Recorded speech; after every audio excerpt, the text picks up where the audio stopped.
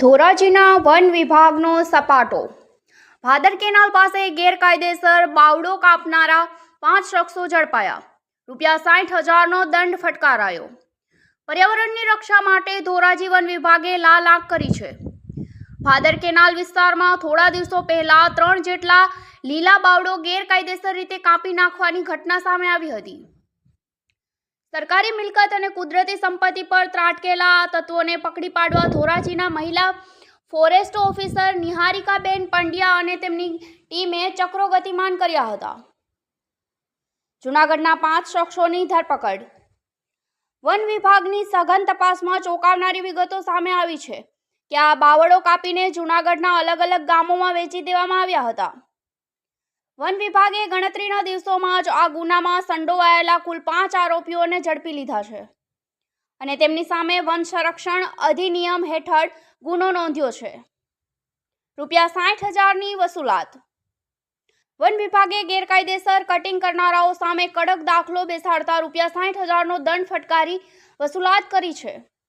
હાલ તમામ આરોપીઓ સામે જામીન પર મુક્ત કરવાની કાયદાકીય પ્રક્રિયા હાથ ધરવામાં આવી છે। વન વિભાગની આ સપાટાબંધ કામગીરીથી લાકડા ચોરોમાં ફફડાટ વ્યાપી ગયો છે। પત્રકાર રાજુભાઈ બગડાની સાથે નરેશ પટણી, ડીજી ન્યૂઝ, ધોરાજી।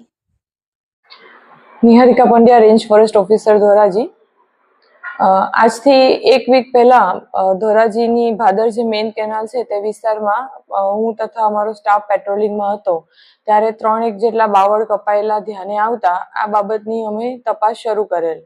તપાસના અંતે કાલે આ જે આરોપીઓ છે તે વંથલી તથા મજેવડીમાં હોય તેવું અમને જાણવા મળેલ, જે અંતર્ગત અમે વંથલી તથા મજેવડીની અંદર આ કુલ 5 આરોપીને જઈ અને પકડી પાડેલ, જે અનુક્રમે રાહુલ રમેશભાઈ સોલંકી સાપુર કરીને જે ગામ છે ત્યાંના છે, સુરેશ પરેશભાઈ વસા મજેવડી, આરિફ નૂર મોહમ્મદ સાપુર, રવિ બટુક સોલંકી સાપુર, વિપુલ બાબુભાઈ સોલંકી સાપુર, એમ કરીને કુલ 5 આરોપીઓ છે જેની સંડોવણી થયેલ હતી। તેને અમે અટકાયત કરી અને વિગતે પૂછપરછ કરતા આ આરોપીઓએ આજથી 1 વીક પહેલા Bhadar main canal protected forest વિસ્તાર છે ધોરાજીનો, ત્યાં આગળ તેને કુલ 3 બાવળ કાપી અને તેનું વેચાણ કરી દીધેલ હતું, જેથી સ્થળ ઉપરથી મુદ્દામાલ પ્રાપ્ત થયેલ નહોતો।